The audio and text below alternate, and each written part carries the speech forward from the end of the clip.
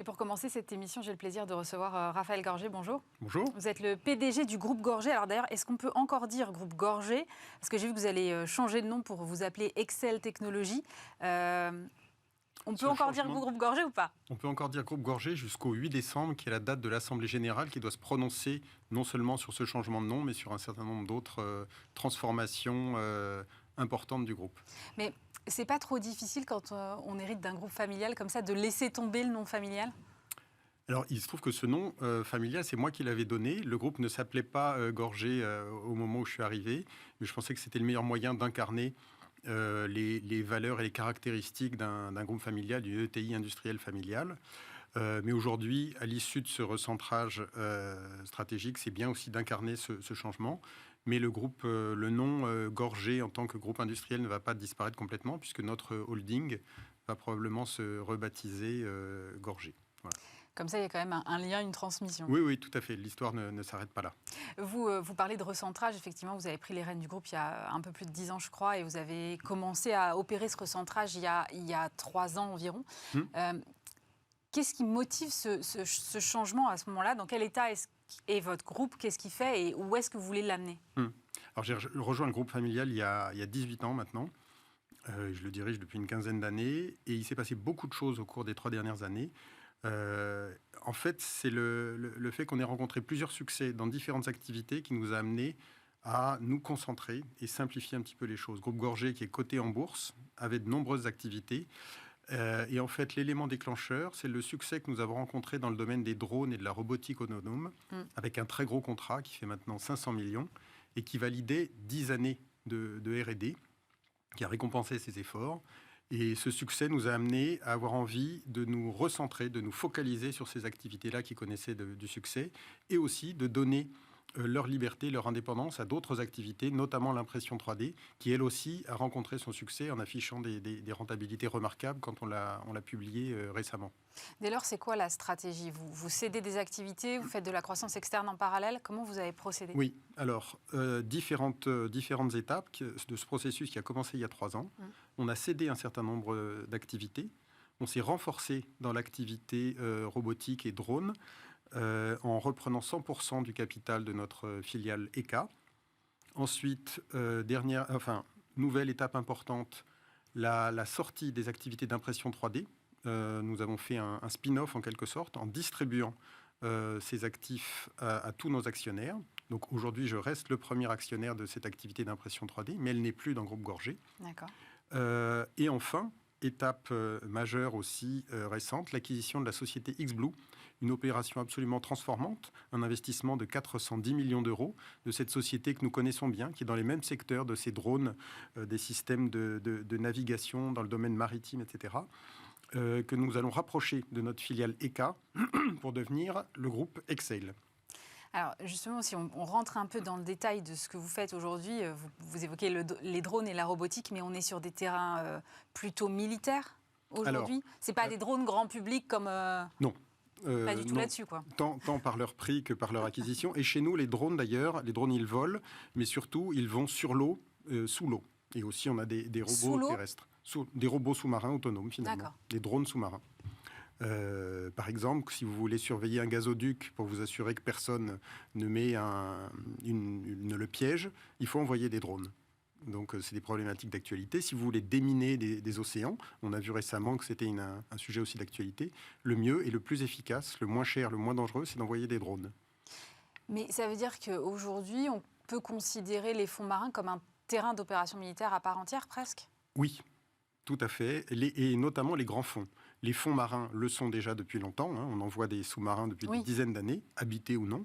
Les grands fonds, c'est une problématique qui est nouvelle, qui a été illustrée, mais qui est déjà présente depuis plusieurs années, mais qui, pour la première fois, voit sa concrétisation malheureuse avec les gazoducs. Mais ce n'est pas seulement les gazoducs, c'est l'ensemble des pipelines qui sont au fond, sont les câbles qui fournissent de l'énergie, les câbles qui fournissent de l'information. Imaginez le dommage si un câble qui fait transiter de l'information entre l'Amérique du Nord et l'Europe venait être endommagé. Donc ce sont des vraies problématiques, ça s'appelle le seabed warfare, la guerre des fonds marins. Mais ça veut dire que demain, on peut imaginer des armées de robots du groupe Gorgé, enfin de Excel, qui vont comme ça être positionnés pour aller faire de la surveillance? Et ça va être le cas. Ça va être le cas. Oui, tout à fait. Mais- C'est déjà d'actualité et on réfléchit dans le cadre d'ailleurs du plan de relance 2030.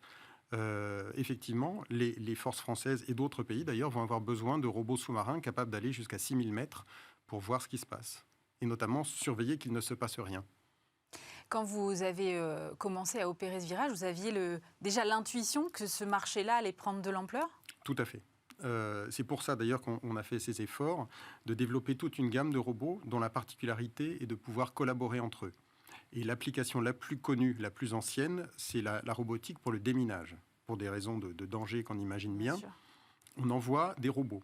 Et ce qui est nouveau, c'est ce que l'on a vendu à la marine belge et qu'on va vendre sans doute à d'autres marines dans le monde, c'est de faire collaborer ces robots entre eux. C'est-à-dire c'est un navire de surface qui va entrer dans la zone dangereuse, lui seul, un navire sans pilote, donc un drone de surface, qui va lui-même mettre à l'eau d'autres types de drones, 3 ou 4 types de drones différents, qui vont inspecter les fonds marins, détecter les problèmes, les identifier et les détruire éventuellement. Donc on est sur de la robotique qui est connectée entre elles, si je comprends bien. Tout à fait, des systèmes de robots qui collaborent et qui sont capables de prendre des décisions en fonction des différentes situations. C'est une révolution.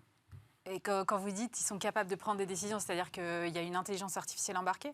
Tout à fait, puisqu'en fait, le propre des fonds marins, c'est qu'il est très difficile de communiquer en temps réel. Et donc, nos AUV, nos drones autonomes, doivent être capables de patrouiller dans une zone qu'on aura définie, identifier un point intéressant et décider, entre guillemets, de s'intéresser un peu plus à ce point, c'est-à-dire de faire le tour, de prendre des images spécifiques. Donc oui, tout à fait, une capacité de décision autonome. Et d'où le rachat de X-Blue dont vous parliez, qui je crois est un peu spécialiste de la cartographie. Alors, le X-Blue va rééquilibrer nos activités entre défense et civil, ça sera 50-50 à peu près. Ce sont déjà nos partenaires depuis un certain temps. Eux aussi font des drones de surface, plus dédiés aux applications de géosciences, d'océanographie, d'hydrographie. Et ils développent surtout aussi les capteurs, les composants qui équipent nos robots sous-marins, donc ce qui leur permettent de naviguer, de se positionner, les centrales inertielles, les sonars, un certain nombre de systèmes de positionnement. Et même, ils développent d'ailleurs les composants qui servent à faire ces produits. Donc des fibres optiques, des modulateurs, des gravimètres quantiques même, puisqu'on est dans le quantique. C'est vraiment de la très haute technologie. Oui. Et le fait de maîtriser l'ensemble de la chaîne de valeur nous permet d'avoir les meilleures centrales inertielles, les meilleurs sonars, les meilleurs robots qui feront les meilleurs systèmes de robots. C'est intéressant ce que vous dites parce que vous parlez de quantique, vous parlez de robotique, vous parlez de drones autonomes. On a l'impression que vous êtes une société presque plus technologique qu'industrielle au final, ou en tout cas vous changez le regard que peuvent avoir en tout cas certains aujourd'hui encore sur l'industrie. C'est de l'industrie de très haute technologie. Excel sera la 5 ou 6e ETI à déposer le plus de brevets en France. Donc on est dans les hautes technologies. Et si nos produits sont très performants, c'est justement parce qu'il y a cette préoccupation de R&D, d'améliorer sans cesse les produits. C'est ce qu'achètent nos clients. Notre société, avant même le rachat d'X-Blue, et pour X-Blue c'est la même chose, on rencontre des succès à l'étranger. On conquiert des marchés à l'étranger, parfois même avant de convaincre nos clients français. Et ça, on le fait par la qualité et la performance de nos produits. Comment justement vous appréhendez ce marché? Quelle place est-ce que ce futur ensemble, même s'il est déjà presque quasi consolidé, comment est-ce que vous allez appréhender ce marché et quelle position vous allez pouvoir avoir face à vos concurrents que je connais assez mal le marché pour tout vous dire. Je ne mesure pas qui sont vos concurrents et quelle taille ils font par rapport à vous. Oui. Alors, d'abord, on a des ambitions extrêmement fortes. Les deux sociétés séparées avaient des trajectoires de croissance fortes. Maintenant, une fois réunis, on a 600 millions de carnets de commandes et on a ces perspectives de tous ces nouveaux pays qui vont s'équiper de systèmes de robots. Donc le marché est assez important et il est émergent. Il faut savoir que le premier client, la Belgique, qui nous a fait confiance, est la marine de référence pour l'OTAN. Donc toutes les marines de référence qui vont ensuite s'équiper vont regarder très précisément ce qu'a fait la Belgique. Donc c'est un marché important. Nos ambitions sont fortes et nos concurrents, pour la plupart, sont des grandes entreprises. Thales est l'un d'entre eux. À qui vous avez ravi, je crois, X-Blue, non ? Oui, ils étaient effectivement, je crois, intéressés par cette société aussi. Il faut savoir que Thales ne fabrique aucun robot. Ils vont acheter des robots chez des concurrents, d'ailleurs parfois étrangers, pour proposer une solution complète. Nous sommes la seule entreprise au monde à avoir l'ensemble des robots qui permettent de constituer ce système de robots quand il s'agit de déminage, mais ça sera aussi le cas pour l'hydrographie. C'est un peu le pari que nous avions fait il y a 10 ans. Xblue est notre partenaire d'ailleurs depuis de nombreuses années là-dessus, et l'ensemble formé me semble particulièrement solide et bien armé. Vous décrivez très bien la façon dont vous avez opéré la transformation de votre entreprise et du groupe familial. Comment est-ce qu'on embarque les collaborateurs dans un projet de cette ampleur? Comment est-ce qu'on ne les perd pas en chemin quand on cède d'un côté, on achète de l'autre et qu'il y a une espèce de mouvement perpétuel comme ça? Alors, il y a deux situations. Il y a les collaborateurs qui font partie du projet sur lequel on se concentre aujourd'hui. Eux, je pense que comme moi, comme tous les cadres ou chaque salarié, ils sont assez enthousiasmés par ce que l'on construit. Oui, bien sûr. Et puis, il y a les sociétés dont on s'est séparé et on ne les abandonne pas. Parce que c'est pas parce que les activités sont moins intéressantes. Elles ont des perspectives différentes et on ne peut pas tout faire non plus une fois que les affaires ont pris de l'ampleur. Mais l'impression 3D, je continue à être président et continue à être très impliqué sur l'avenir de la société qui lui aussi est très porteur. Maintenant, c'est vrai que j'ai nommé un nouveau manager pour s'en occuper. Je ne peux pas tout faire, ouais. Mais je suis convaincu que les salariés de l'impression 3D sont tout aussi contents de leur perspective et contents de leur nouveau manager qui s'occupe même sans doute plus que je ne le faisais d'eux. Donc, je crois que ce qui est important avant tout, quand vous allez travailler dans une entreprise, ce qui vous motive, c'est aussi les perspectives de l'entreprise en tant que telle. Les décisions, qui sont parfois des décisions d'actionnaires, transforment pas non plus les perspectives. Ce qui est important, c'est d'être positionné sur des bons marchés avec des bons produits. Et c'est ça qui assure la pérennité. Hein. Et là-dessus, je crois qu'on a la chance de s'être positionné sur l'ensemble de nos activités avec des marchés qui ont des belles perspectives et des beaux produits. Quand j'ai préparé cette interview, j'ai lu partout cette phrase.